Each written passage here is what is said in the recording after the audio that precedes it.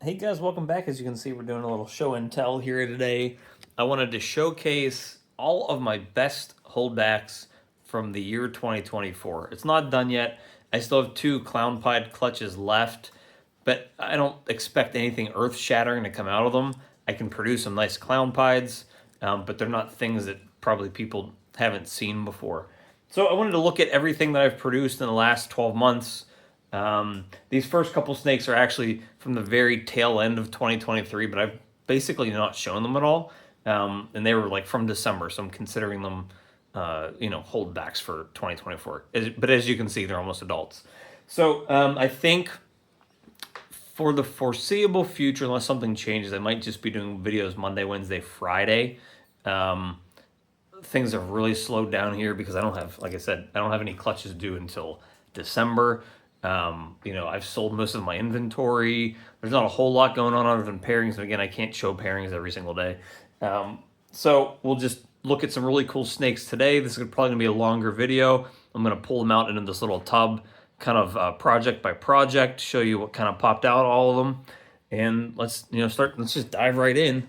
And while I'm setting up this camera here, please remember to like and subscribe. It's a big way that helps my channel out. If you like the content, if you like the videos, if you like what I'm producing, um, you know, give me a shout out here. So these girls are from my black axanthic hypopide project. And it's kind of all different variations of the same three gene combos, which I thought was kind of neat to look at. It's like a progression of what blackhead, leopard, and Mojave do in black axanthic. So the other recessives don't really matter because none of these girls are visual hypos or pides, but they are visual black axanthic. So what we're looking at here is this is just the leopard female here. While it does make snakes darker in just a plain leopard without axanthic, this actually brightens it up a lot compared to some of the other combos that we're looking at here. So I thought that was kind of weird how leopard interacted with black axanthic here. So I think all three of these females are black axanthic, and all three of them are 50% double het hypo and pied. So as you can see, they're pretty big already, so we'll be able to prove them out sooner than later. But this is the leopard here, and then what we have over here is the blackhead. And as you can see, it drastically changes the coloration of the snake. Now they're all around, I would say, 700-800 grams. So their colors are probably what they're going to be like when they get older. But as you can see, it drastically changes the coloration of the snake, and this is a very, very, very appealing snake. And even a little bit here, it kind of looks yellow right here on her sides here, toward where the flaming is, if that shows up properly in the camera. So I thought that was kind of neat too. But she's a little. Both of these girls are kind of angry little chunkers. But I love what these are doing on this project. My blackhead leopard Mojave hypopide het black axanthic male is getting work done now with some of my older females, and I can't wait to breed them to these girls and some of the other holdbacks I have from the project, trying to make some super blackhead stuff, super blackhead leopard Mojave stuff, just to see how much different it changes the way these snakes look, especially getting into the hypo and pied. I bought the original sire that from all of these snakes from Canova, a blackhead leopard Mojave triple het black axanthic hypopide, and the stuff I made last year is just insane. And now that all these things have grown up, I can't wait to see what they look like as they age a little bit. Which brings us to this girl here, who is the combination of all three of the genes, and obviously the best looking snake. So she's a blackhead leopard Mojave, black axanthic, and as you can see, it kind of darkens it even more. But that combination of those three genes really reduces the pattern on the snake compared to what the blackhead or what the leopard looks like, which helps give it a more unique look. While this is more just kind of jet black down the spine, overall I think this is probably the more appealing snake because it brings more of that silvery color in there. So they're all getting big fast. They're all around 700-800 grams. They're all just about a year old at this point. So hopefully by next summer they're ready to go because they're plowing food. They're three of my best eaters. Actually, all the snakes from this project eat very, very well. So I'm really, really excited to see what they can do when I pair them back up to that breeder male I have that has just been crushing it for me. So let me get these girls back in and we'll work up to the next project here. And I think actually all of them are eating frozen thawed too. And for me, feeding frozen thawed's a little easier. And it makes it so that I can kind of just plow in some bigger food because it's easier for me to get a bigger rat into these snakes rather than trying to feed them ASFs that are live.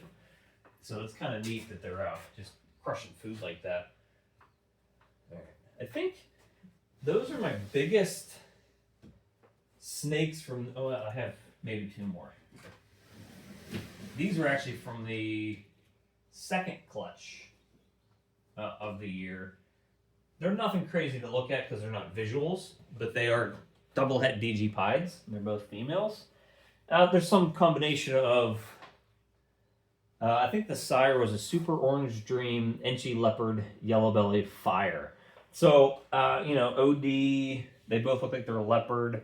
I would say maybe Yellow Belly, probably Enchi too. I mean, I think I hit a bunch of genes on them. These are the two snakes I kept, and I sold a couple. I think this is probably the Enchi, and this one, I don't think this is Enchi, but they're getting big too.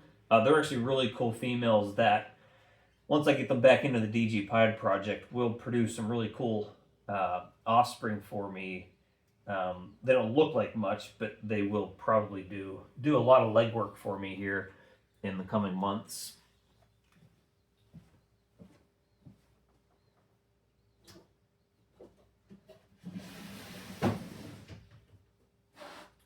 All right, so now I think that's actually it for the older stuff because I have like a big break in time from my first couple clutches. They literally hatched at the beginning of the year until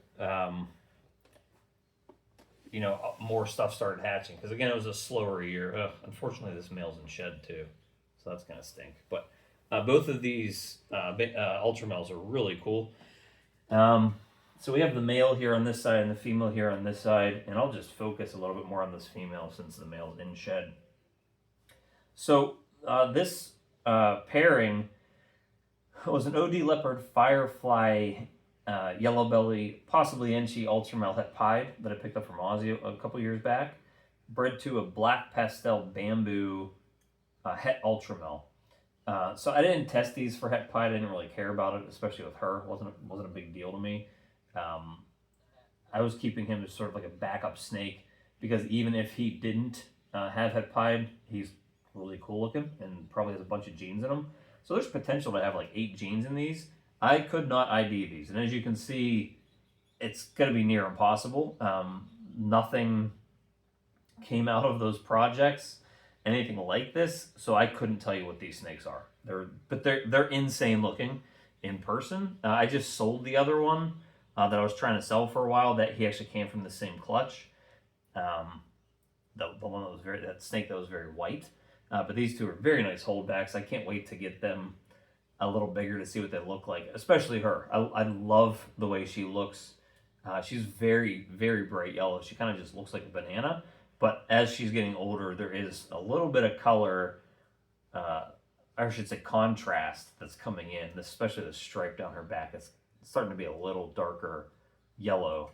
And then there's like 2 lighter, paler, almost white lines next to it. And then you can see pattern. It will not show up in camera, but you can even see a sort of, I don't know if that's a ringer or not there around her tail, but we'll see. So those are really cool snakes. I'm very excited to see them grow up. I wish he wasn't in shed because he has a very different look to him, a very more bamboo look, but definitely a bunch of genes in there. So they're very cool snakes that I'm excited to see grow up. And now we have, I think, what everybody wants to see, and that's the blue-eyed, or the, not blue-eyed Lucy, the lightning pied stuff. So we will get into the lightning pied stuff here. All right. Now, this is the most angry group of snakes that I have ever produced. So I'm going to be cautious. I'm going to try to not get bit by these guys as much as I can. But they're, again, literally the most angry group of snakes ever. But, man, do they... Most of them eat extremely well. That's the boy. I have two more, but one's in shed. I'm not going to show it. Kind of doesn't make any sense.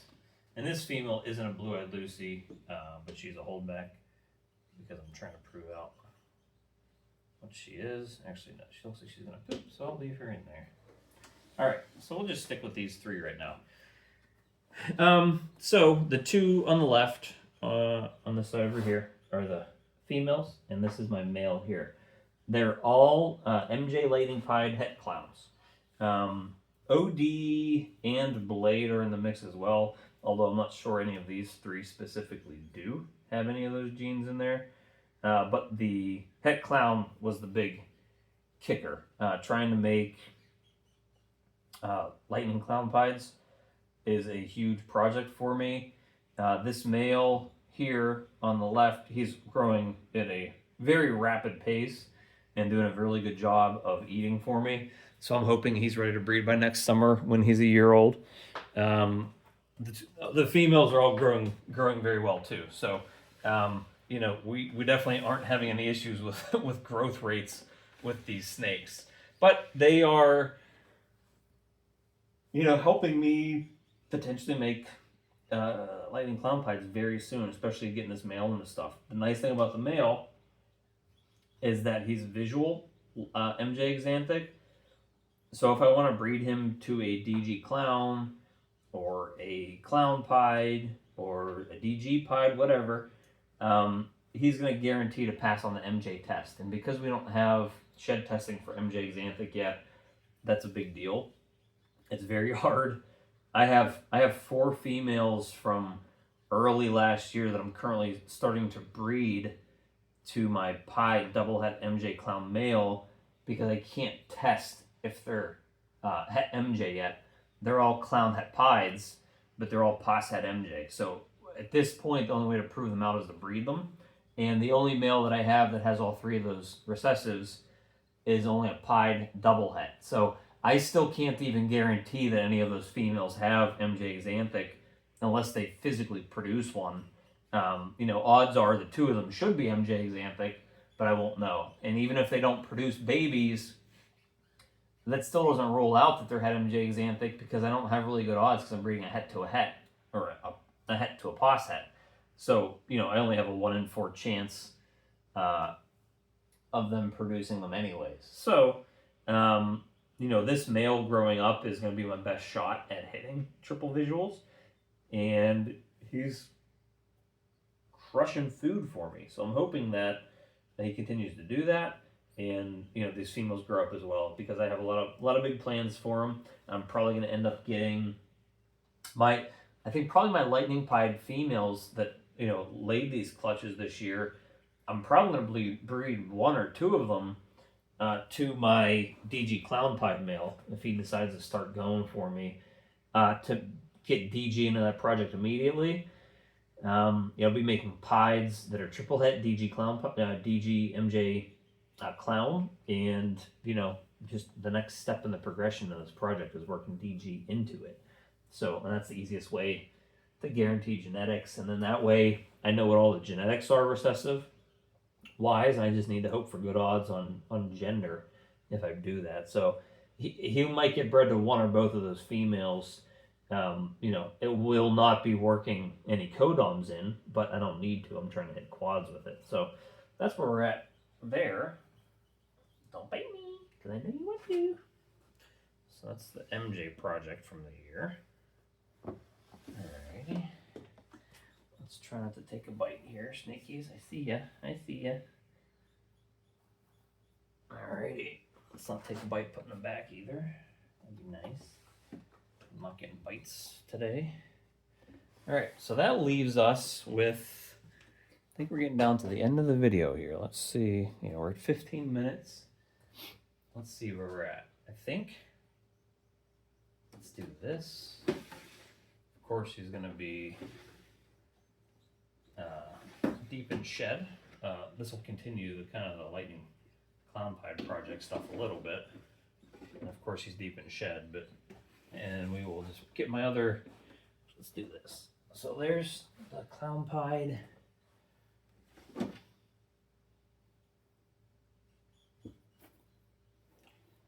And this guy's going in the shed, so that's great. There's my DG clown. Everybody's shedding today. Sorry, guys. I guess I should have planned out this video a little better. But he's not in shed, so that's good. And I wanted to make this video now because I didn't know if some of these snakes were still going to be here soon. So what we have here are probably, let's see if I can zoom in a little more. My most powerful males from the year. Other than that the lightning pied head clown. So these three, and I'm not keeping the one on the right, but so on the left, I think we have, it's either an OD or an OD blade clown pied, 50% het MJ axanthic. Again, we can't shed test, so I'm holding him back until I can. The guy in the middle is my red stripe. I believe he's a vanilla, a DG clown, which at this point I think I'm holding back. I actually unlisted him from Morph Market because I sold his parents, and he's kind of a neat snake to have red stripe in the DG clown project, especially if he ends up being vanilla. So I think for now, I'm actually going to end up keeping him. The one on the right is the Super OD Leopard DG Pied, which I do have for sale. That one is still half off at $3,500. So if you do want to pick up that snake, he is still available. So these three, or at least the two that I'm keeping, well, keeping temporarily, because once I can shed test, I'm going to shed test the guy on the left to see if he's actually a MJ axanthic or not. Just super powerful holdback males. Just tons of firepower. Having a red stripe DG clown to me is very important. Just having any DG clowns are very important. But when you have a gene like red stripe that does that sort of pattern mutation to a snake, it's invaluable. So like basically kind of a one-of-a-kind snake. Like I sold one last month. There's maybe one other one of her for sale, and they're just not easy to come by. So I thought, well, you know what? To have an extra male for next season that has these genes in it that, I can use to work in other projects, fantastic. The only reason I'm selling the male on the right is because I have Super Orange Dream Desert Ghost Het Pied adult females. Actually, one of them is his mom. The other one hasn't laid yet. But he doesn't really add anything other than leopard to that project, and it just didn't make sense for me to keep him, grow him up, and breed him out. I have a DG clown pied male, and I can make OD DG pieds that are het clown, which is a giant upgrade over what this snake is able to do for me. So it just made more sense to release him now when I could still. And they're just very, very beautiful snakes. Unfortunately, two of them are in shed, but they're very powerful. And they wrapped up the end of the year. It was very, very cool. I hope they don't end up being mean to each other. I'm just watching what they're doing. It's so weird. Watching them. It's weird to watch them interact with each other. They try to bite my face off if I stuck my hand in there, but they're just sort of like, oh, that's another snakey. How cool that Super OD is. He's so pretty.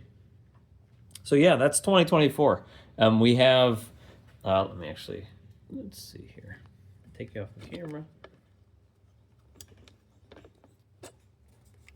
We actually have 2 clutches left to hatch. And I have a black axanthic female getting ready to lay, but those eggs won't be hatching until next year. But yeah, it was a fantastic year for production in terms of the snakes that I was able to hold back. sales as well. And I wanted to wrap it up by showing you guys all the cool stuff that I was able to hold back. So we'll see you guys on Friday. If you have any video ideas, submissions, comment down below, let me know, and we'll see you then.